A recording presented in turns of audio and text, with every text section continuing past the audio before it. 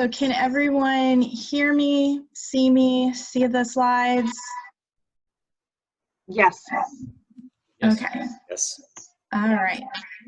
Thank you. All right, so for those of you who I don't know, I'm Jenna Sheffield, and I'm the Assistant Provost for Curriculum Innovation at my university.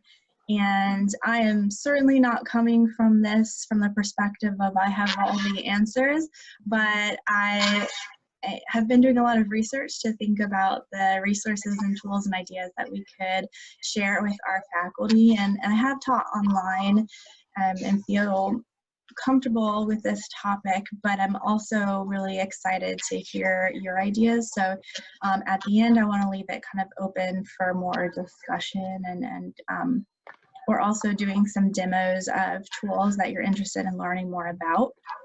So we'll make sure that we have time for that. And I don't know, so you all can see me, my face too, or no? Yes.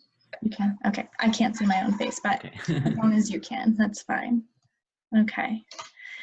All right. So to start out, the first thing I want to say is that throughout this, I'm coming from a pedagogy first, technology second perspective. And I think that we always should approach things this way, but especially right now, we want to think about, you know, what goals and outcomes do we have for our class at this kind of critical point, and then how can technology support that?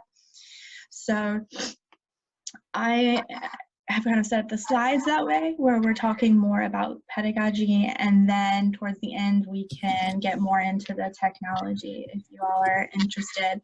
And then the second principle that I think is important for us to all think about is keep it simple. I know that at my university, I'm guilty of this. We've been sending a lot of emails and creating links to all these new technologies that people can use, but frankly, I don't know that we want to spend a whole lot of time learning new technologies and asking our students to learn new technologies when we're halfway through the semester. And so, you know, I would say that what I present today, you know, these are sort of options. They are a menu of things that you can pick from. It's not a you should do all of these things. And also you have, you know, yourself and your students. So me, I'm relatively tech savvy, and I feel comfortable with technology. So I might learn a new technology or two. I might take a risk, but I'm not going to throw a bunch of different things at my students at this stage. So I just wanted to kind of start by emphasizing those particular points. So my first tip would be to see if you can find ways to give some students some authority as you move your course. So basically try to give them some input into, you know, whether they want synchronous or asynchronous, if that's possible. I've heard from some of you that your university is telling you what to do. You know, find out from them what their learning styles are, or how they learn online, or what they're worried about in terms of learning online. But if you're going to give them options, make sure that those options are within your comfort zone. So I have made this mistake before, where I've let students vote on certain things related to the class, and then I realized, oh, actually, I really didn't want them to pick that option because I'm not comfortable with that option. So make sure you're kind of thinking about that as you set things up. But some of my tips are possibilities that you could explore with your syllabus. You could let them annotate the syllabus or collaborate with you on the syllabus. That would be as easy as taking a Word document that you've created with the syllabus or the course schedule, putting it into Google Drive, and giving students the opportunity to edit or to leave questions in the margins and things like that. You could have students vote on assignment percentages or points within reason, right? So obviously this is going to change some things for us. For me, I have set points for everything for the rest of my class, but now I'm probably going to be giving more kind of smaller assignments to accompany some of the videos that I'm going to create. And So that's going to change the construction of the course, and so I want to get the students' input on that. So I might say, we're going to do X. It could be worth between 10 and 20 points. Please vote on what you prefer. You could also have students collaborate on the construction of an online rubric. And that's just an idea. I've had students do that in a face-to-face classroom. You could have put them in groups. And one thing I like about doing that in the face-to-face classroom is that, let's say I'm having them write a recommendation report. Well, then really when they're creating a rubric, they're figuring out what is important in writing a recommendation report. So I always have the caveat, okay, I'm not going to use the exact thing that you come up with, but I am going to use your ideas and get your feedback on it. And then I think the easiest thing to do, and I've kind of already mentioned it, but is just to survey the students to get some of their preferences. And so, you know, this is an example of what I sent out, just 3 questions. I asked my students if they preferred synchronous or asynchronous. And I defined for them, as you can see here, sort of what that means. I asked them, my students are creating websites, so I asked their level of interest in getting feedback on their websites by meeting with me through Zoom. And then this last one is an open-ended question just about how can I support you, how do you learn, et cetera, et cetera. And my sense was this, is that I'm going to use their feedback to construct the course. And my biggest tip, because I have done this before, if you've ever done, you know, mid-semester evaluations, that kind of thing, is to share the results with the students so they know that you are using their input. And if you don't use their input for whatever reason, just be transparent about why you made a different choice. My other suggestion that's really simple to do is just to make sure that if your class is going to look a bit different, like if you're changing the construction of your LMS, kind of orient the students to that new digital space.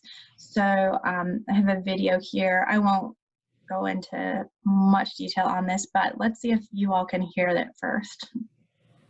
Hey everyone, I hope you're doing well. I was lucky. Can you hear that? Yes. Okay, so I'm just going to go to a little piece here. Changes here so that you know exactly what's going on in the class.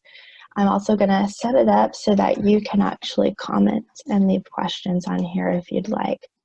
And then as far as Blackboard, the only change that you're going to see on here is that I've added a discussion forum tab here, and I'll send some more directions to you. So remember, you've always got the syllabus and the schedule here.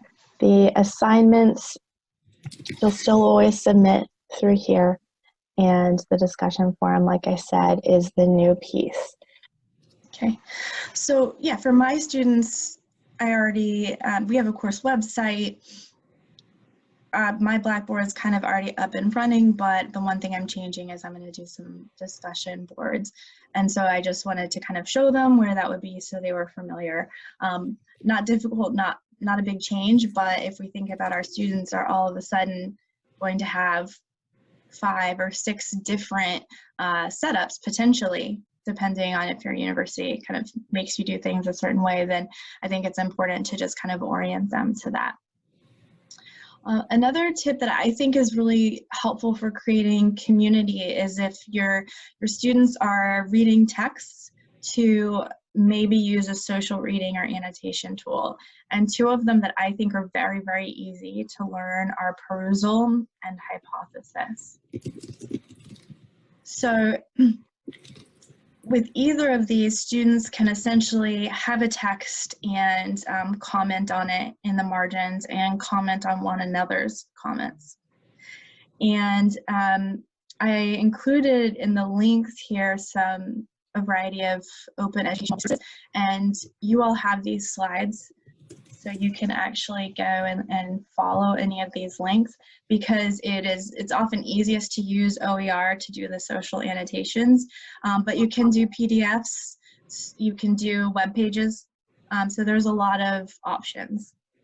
And just as an example, this is kind of what Perusall would look like. So this is a a website that I'm having my students read, A Beginner's Guide to SEO. And right here, I left a comment. Do this for just a second. How does this hierarchy make you think differently about your websites, if at all? So that's the kind of question I'm asking the students, and then they can respond. And in their responses, they can have emoji or links or images and things of that nature. Perusal, it's one of my new things that I'm trying. I can show you towards the end if you want to see what it looks like. It can actually grade as well, do some sort of automated grading.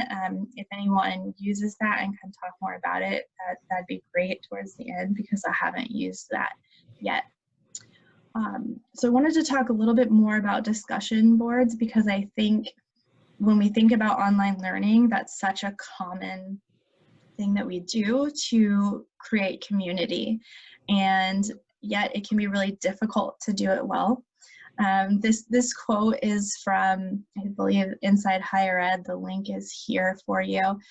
And it says, if two people can fall in love online, they can learn American history online. So I like that quote because it really makes us think, you know, we can accomplish a lot online, you know, and so maybe we shouldn't be so worried about this transition for those of us who are relatively new.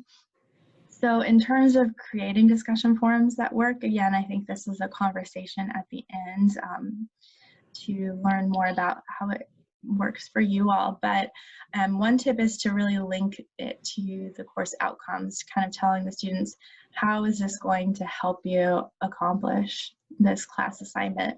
And if you can't answer that, then a discussion forum probably isn't the approach that you want to take. You might really be wanting students to do something else, like a longer response or whatever the case may be. And then another idea, a lot of the readings suggest that, you know, we want to have the students reflect on the relevance of the course content to their own lives, for example. And so if there's a way to adjust some of the course material to what's happening right now, I mean, I think that's a real way to create community. And I think there's a lot of opportunities for being able to do that. Thinking more about quality over quantity, there's an article I was reading recently and thinking more about this that was saying a professor cut in half the amount of discussion forums that he was doing in an online class, and they immediately got so much better. And my next slide has some more tips for how we can ensure that the forums are of good quality, but the quantity piece relates more to when we're thinking about saying to students, oh, it must be 250 words, and we must have one every week and things like that. And then really trying to ask probing, open-ended questions in our forums. And I mean, I think we all kind of know that at our core, but it's just something to kind of keep in mind. So try some different models. So I know for me, I could do better with this, and so I was looking for different models. This is a link to some examples for you.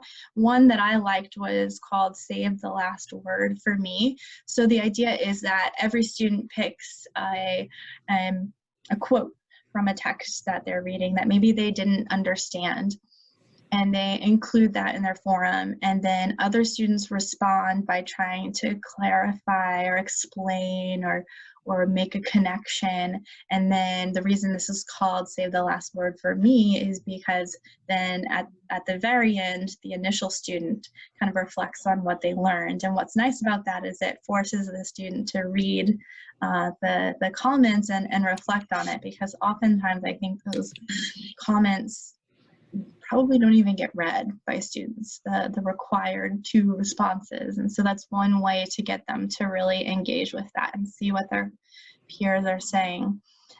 Also try to set some guidelines for them for what positive interaction looks like.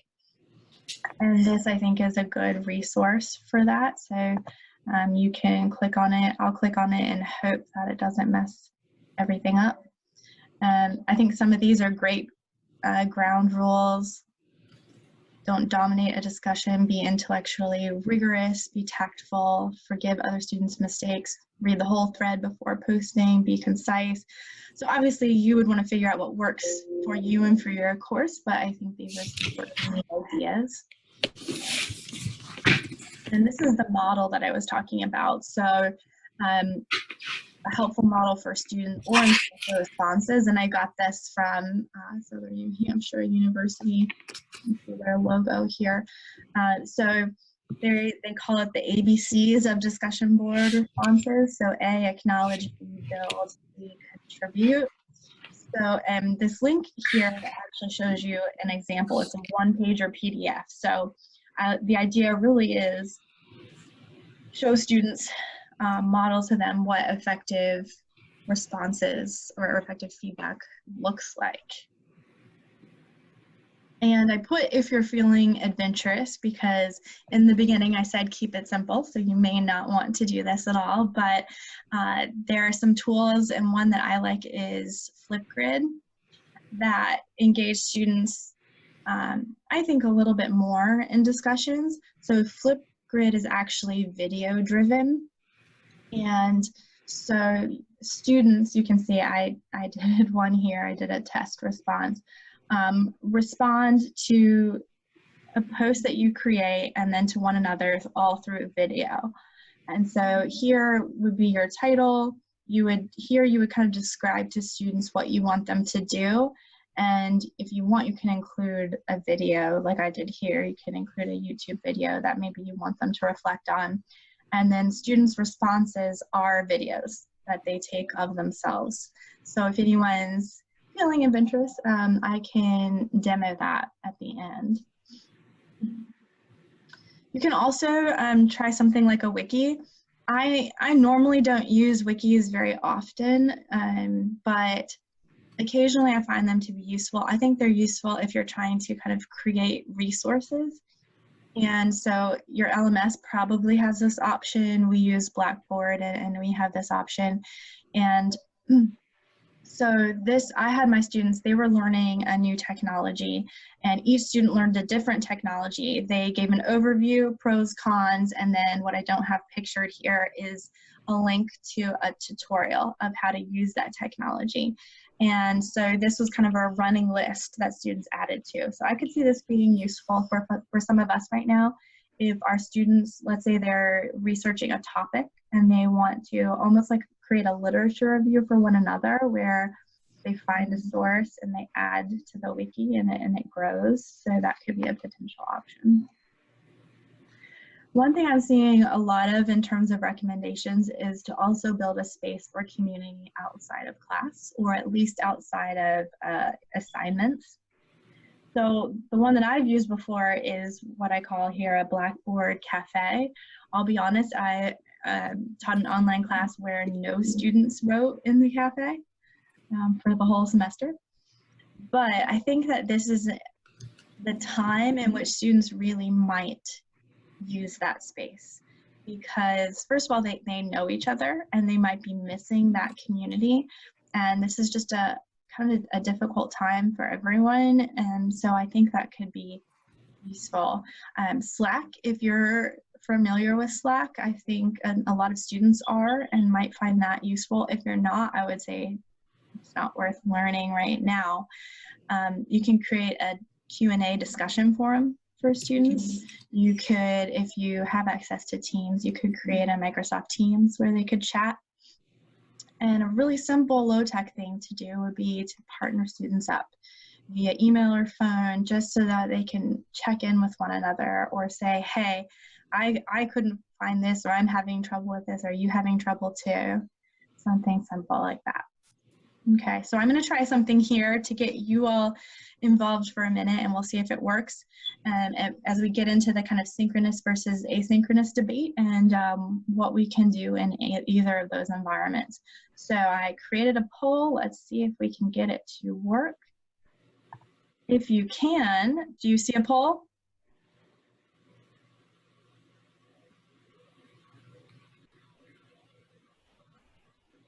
No, I'm not seeing it. darn, it says attendees are now viewing questions. Let's see here. I even tested this out beforehand.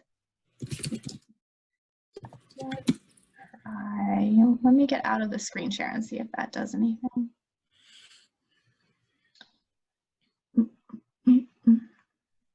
No.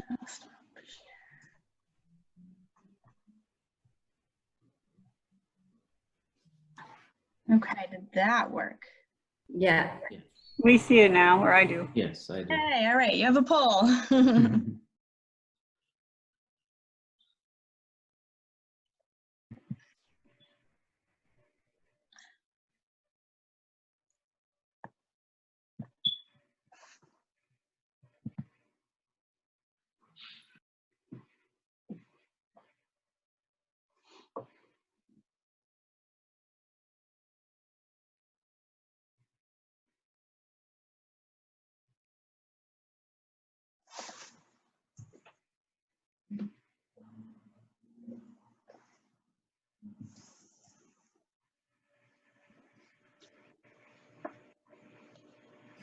Jenna, while we're waiting, how did you generate this poll? Yeah, so I could show you at the end as well, but I generated it through Zoom.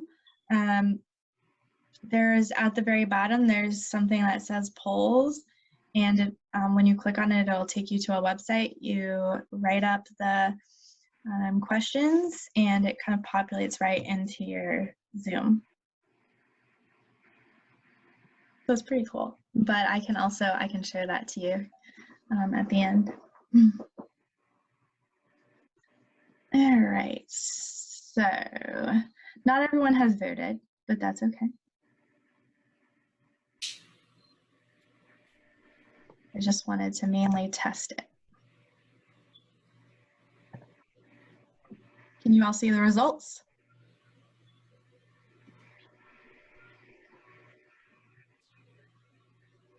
No, we don't see the results, or I don't see the results. Okay, let me see if screen share makes that possible. You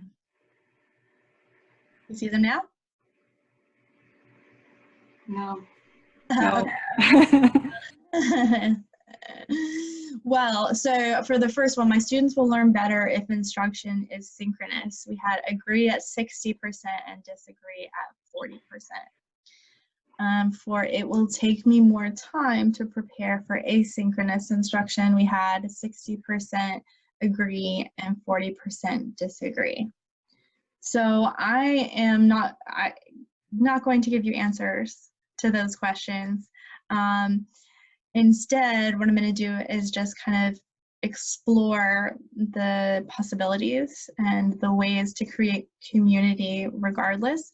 But I wanted you to see how the polls worked. And obviously, like, you know, I had a technological issue, so you might as well, but I still think that it can be kind of a useful, fun way to engage your students. And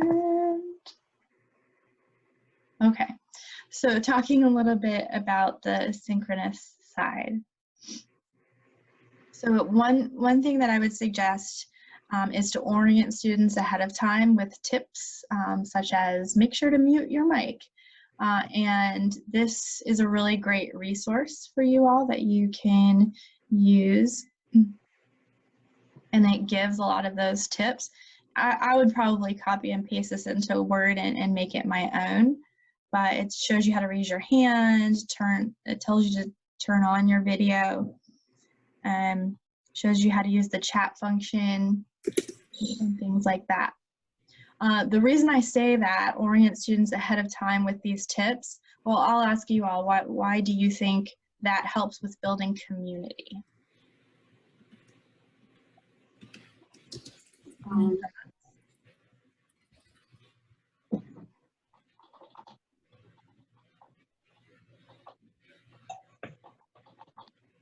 I think so students recognize that they're responsible for how the whole class is going to be able to function, and turning off the mics will eliminate a lot of distraction for everyone else.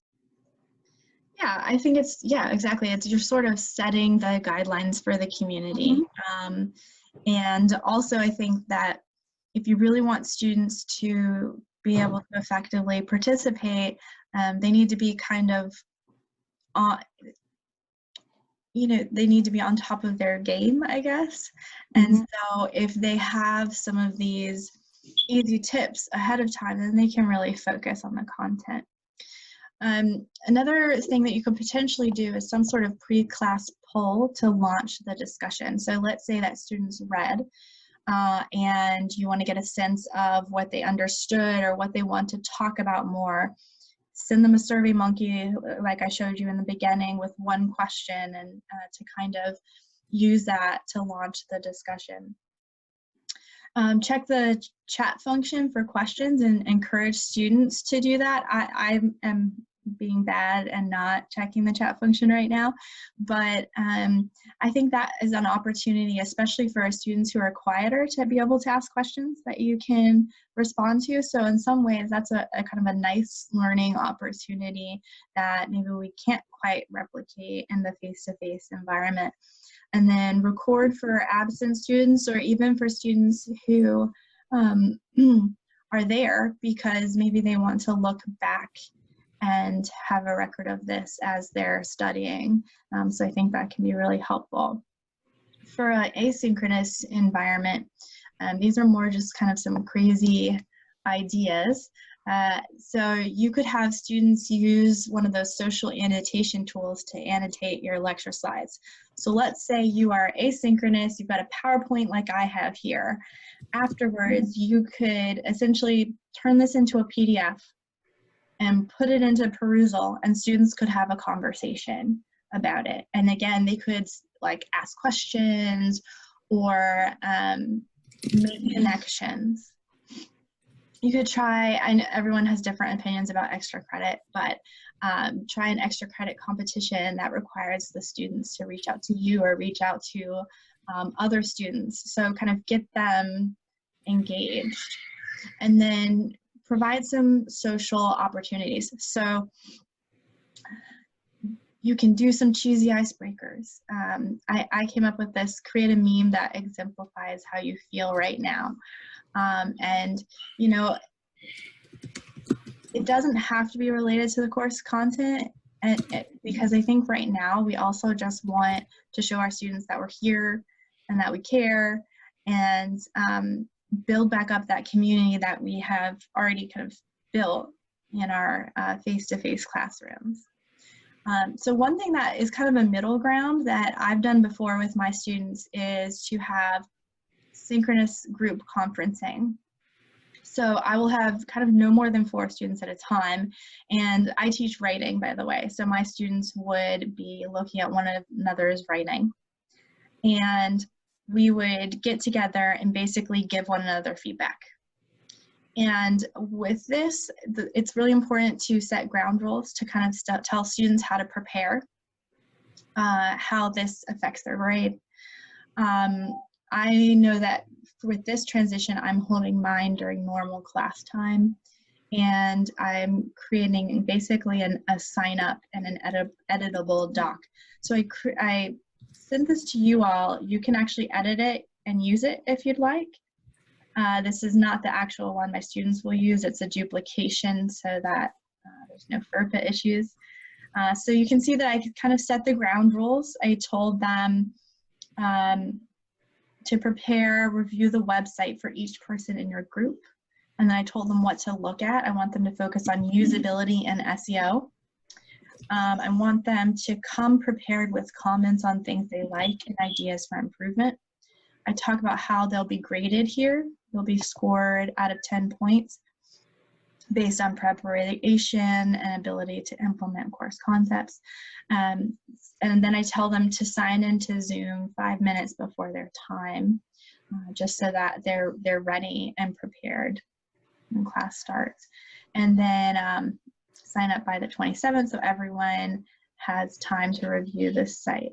And that should be March, so I'm glad I'm looking over that right now. And so this is editable, so they can change And then I have the students include a link to their websites and questions that they want reviewers to focus on. So they could say, I'm not really sure about my homepage, and that could be something that we talk about as a group. A quick question on that, if Yeah. you don't mind. Are you present during those conferences, or do you have them record them as proof of activity? Yeah, so I am present. You could have them do it without you present and record it. I certainly think that that's an option. I actually kind of enjoy being there, and probably will use that to replace the instruction, kind of like if you cancel class for a conference, that kind of thing. So I am there for it. Okay, a couple more slides and then we can kind of do more of the discussion and overview of tools that you're interested in. So in thinking about creating community, we also might want to consider alternative methods for giving feedback. And again, don't go crazy trying to learn something new.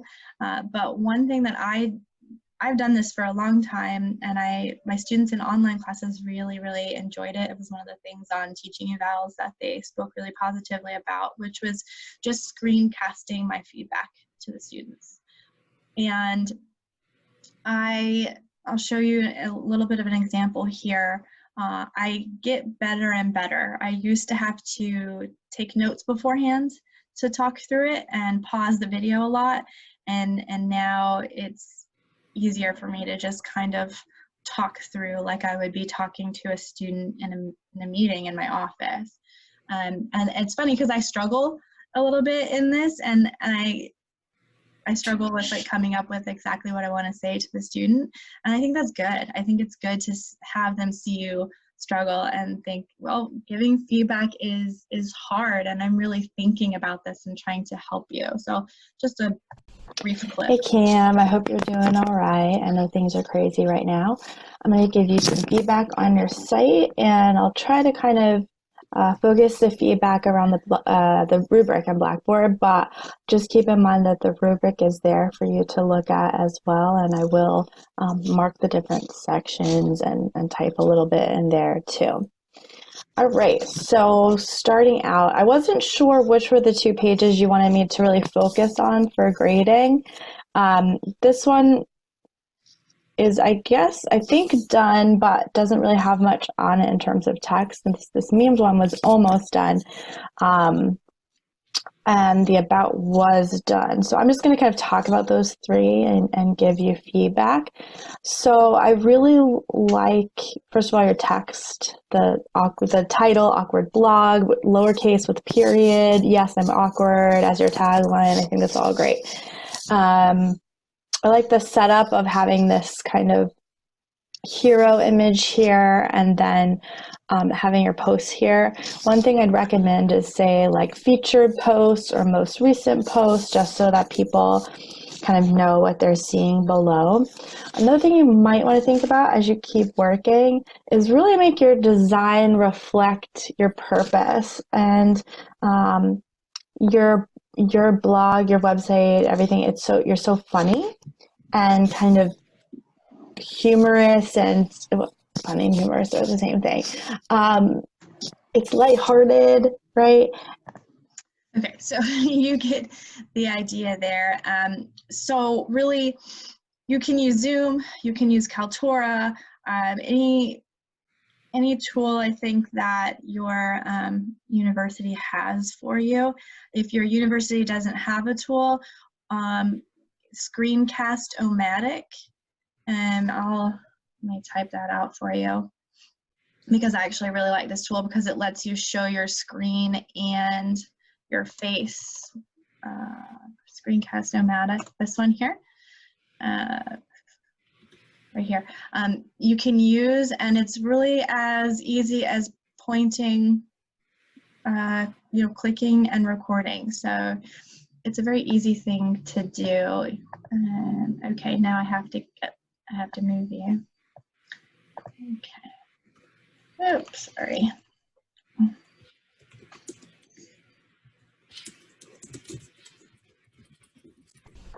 Hey Cam, I hope you're doing. Okay. Another option that would take just a tiny bit of learning, but not much, is something called Kaizena. So if you happen to have students use Google Drive, you can comment on their papers. It's just an add-in in Google. And again, I can show this if anyone's interested at the end. And you click on a particular section, and then you can leave a comment. You can include videos. They have a lot of kind of comments that are common, or you can create your own comments that are common. If you say something repeatedly, you basically can have that ready to go for a student. You can also attach voice comments. You can only attach, I believe, 30 seconds for each one that you click on. Like if I clicked here and did a voice comment, 30 seconds. If I clicked here, another 30 seconds, unless you get their paid version. But it's an interesting tool, not hard to learn. Students tend to like it. And I think it makes them feel your presence a little more, especially if you're talking. Another thing too that's I think really good for establishing community is doing peer review, and you know, you can certainly do that through your LMS email. There's a tool called Eli Review that's just made their services free, I believe. You can use Google Drive and have them comment. You can have a discussion forum where you ask students to attach their papers or attach the work that they've been doing. And with peer review, I often have people ask me, because I run our writing across the curriculum program, they ask me how to do effective peer review. And I didn't want to spend a lot of time on it because some of you may not be interested, but just my absolute top tips are to model effective feedback, show students what effective feedback is, give specific prompts, so tell them what they should be looking for, and try to emphasize higher order skills. So especially if this is a paper or something, use of evidence, argument, those are the bigger things, and students are actually pretty good at figuring out if another student's paper is effective, but they're less effective at the kind of sentence level grammatical stuff a lot of times. So I try to not ask them to do a lot of that in peer review, and then try to hold them accountable through some sort of grade so that they actually take it seriously. If you're at all interested, this is a nice link to some prompts that will save you some time because you can use them. And they've got some that are for email, so kind of really low tech. And obviously you would have it, you know, change it around to fit your specific goals, but that could help you out a little bit. I think one of the biggest things we can do is be available, whether we hold open office hours through video conferencing, if you do a video or LMS announcement, if you just offer have a quick email turnaround time, and then communicate that to your students. So the big thing there, I think, is having a communication plan and telling them, you know, I will respond to you in this amount of time. And then move this around a little bit. So can you all see that part? Okay. Be honest, present, and responsive. So I would say more than ever, participate in the social annotations, the discussion forums. For me, when I'm teaching online, a lot of times I kind of write an overview announcement rather than being in the discussion forums, because I don't want to sort of silence the students. But I think in this particular situation, when we're kind of rapidly moving online and we're trying to establish that community again, I think it really is helpful to be in there with the students and participating. You know, just let the students know you're here for them and let them see your mess. So I don't know if you can see behind me, this is my baby's crib, and there's socks everywhere. And personally, I think this just kind of humanizes us, which the students need right now. Just kind of be transparent with them, because showing them that you're going through some struggles might help them kind of open up as well. Okay, and it doesn't want to advance. Okay, so I really just wanted to open up the rest of this time for questions, discussion. You all provide some other tips and things that have worked for you. I can show you some of these tools in more detail. Just kind of whatever works for you all is what we will do.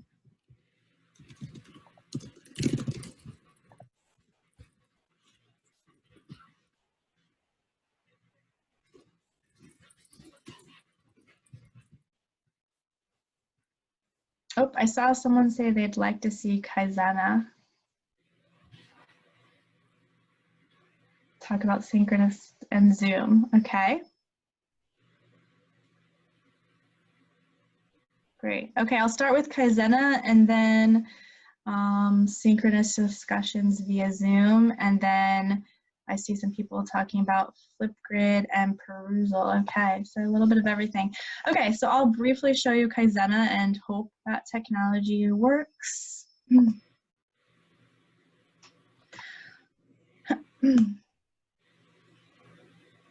Okay, so Kaizena is it's a Google add-on now. So the first thing that you would do, and I won't walk you through that process, but I'll just kind of show you what you would do. Kaizena. Go to the site, and everyone can see this, right?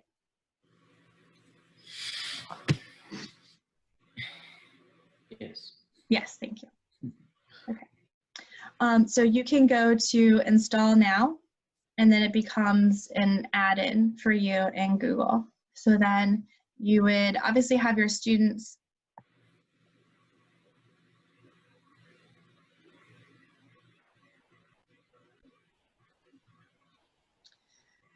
put something in Google Drive, and this is just something that I've written. And when you click here on add-ons, it's already going to be in there for you. And you can click on Open Kaizena.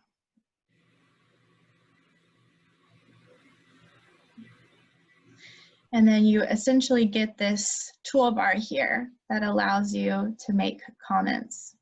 Okay. And so if I find a spot that I want to comment on, I will essentially drag it like this. Oops.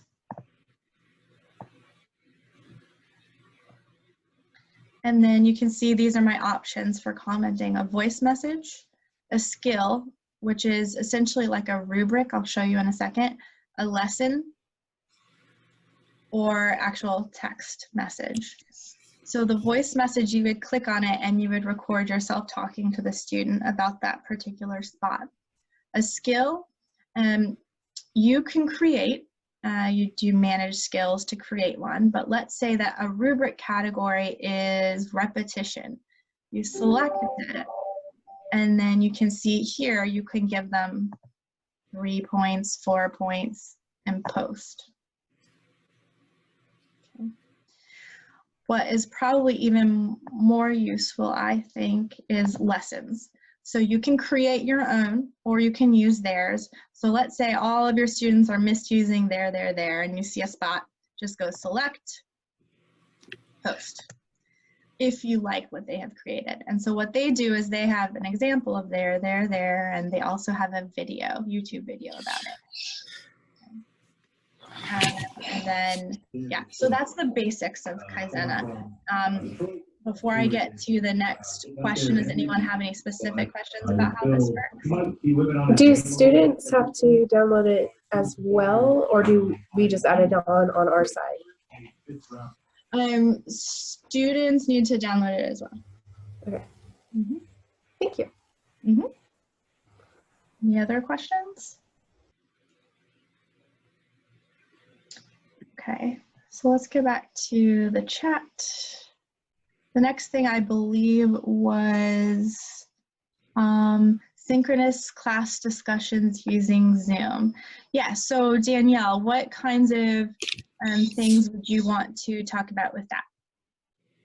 I'm just wondering how to keep them from talking over each other, or like, you know, if I've been actually using circles in my class, and so now I don't have that physicality where they know that it's their turn to talk. and I don't want them to not talk. Yes. So one thing that you can do, and I don't know if it will show, it might not show when I'm doing a screen share, but one of the options down here is that they can actually raise their hand in Zoom. So that might be an option that you want to have them use. So I wonder if the best way to show you is just Zoom raise hand.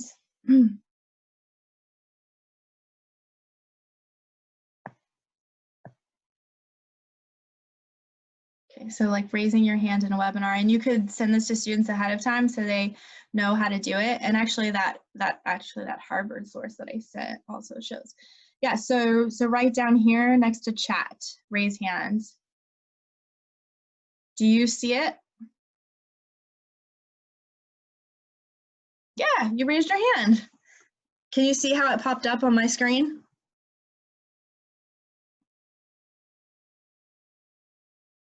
I don't see what it did for you, but I see it for me. Okay, cool. So for me, it's a little green box and it says Danielle Cooper raised hand. So what you could do is tell them all to mute their mics and then tell them to raise their hand, and it will pop up right for you so you can see that they raised their hand. Another thing that you can do is you can create breakout rooms in Zoom. And I won't, in case people don't have Zoom, I won't spend too much time on it, but I'll just show you if you, again, kind of Google Zoom breakout room or manage breakout rooms. You can put students into groups and let them chat. And basically it's as easy as kind of clicking the students' names and you can separate them out. So that's kind of a neat feature as well. So that would be similar to your circles.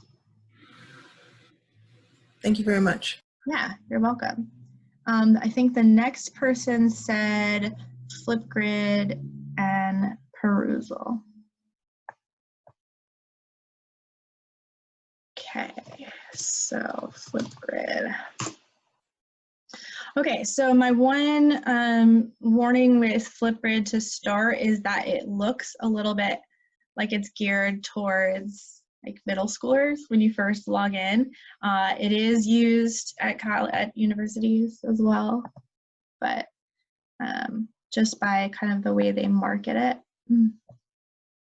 Okay, educator login. So it's free to sign up. You can go to the educator sign up spot, and you basically, each thing that you create is a new topic, and it's very easy to get students involved. So I would do add new grid, name your grid. So would anyone like to throw out a topic that they might have students discuss?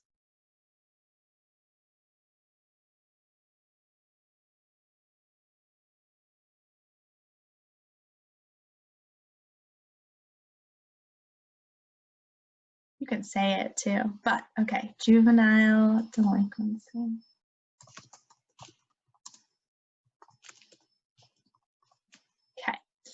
Okay, so school email is how students can join with their school email. And basically you would just copy and paste this to get students there. I don't know why I did that. Okay, so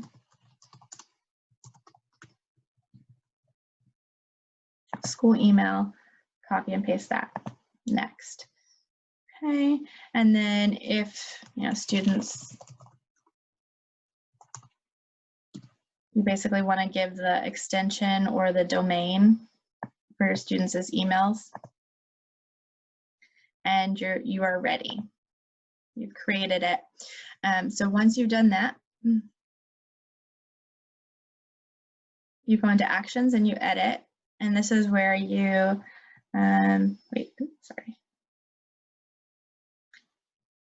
can personalize how it looks.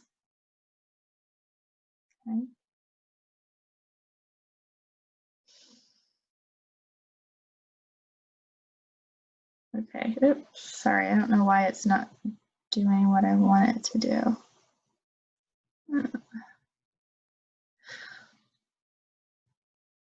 Ah, there we go. So I'm adding a topic. And recording time is how long you want your students recording to be, because they're going to be responding to you with video. And then you can add a question like what you want the students to explore. So what do you think about ... question mark. And then here, the focus optional, this is where if you want them to look at a YouTube video or if you want them to study an image, you can include that here. I'm not going to do that. I'm just going to create the topic. Okay, and again, this is how you would invite students to participate. And then it's as simple as students get this link and they record a response. So I don't want to do that because I feel like it's going to take me off of my camera for you all. But they record a video response and then they talk it through and they can respond to one another's as well. So that's kind of the basics of Flipgrid. And then Perusall. Any questions on Flipgrid?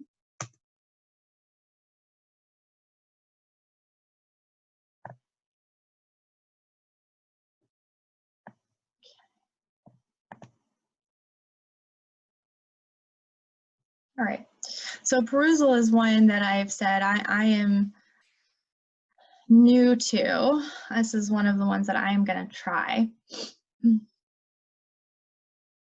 And I created a course.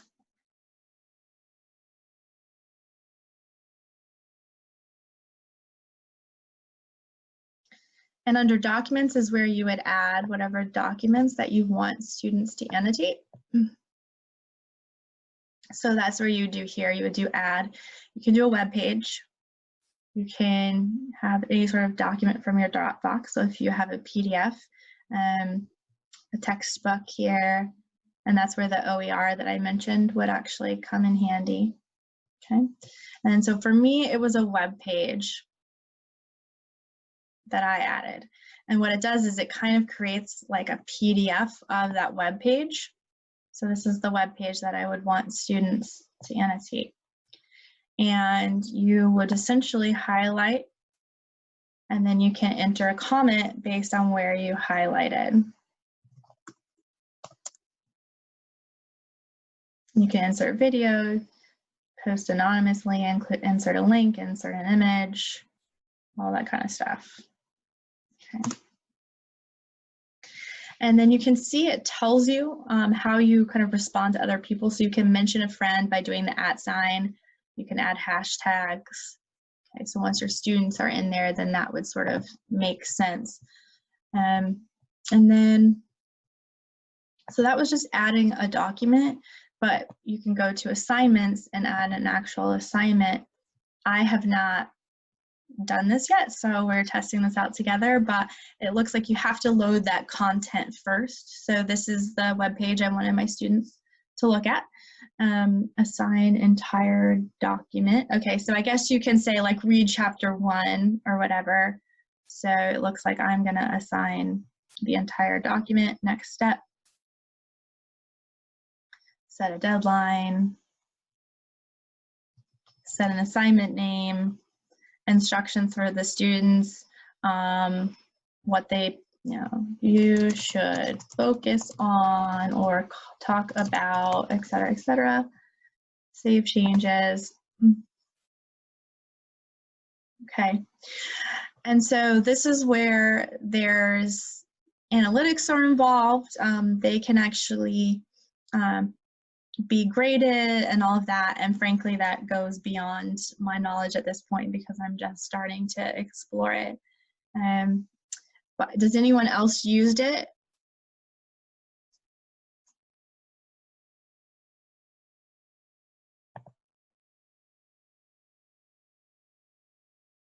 No.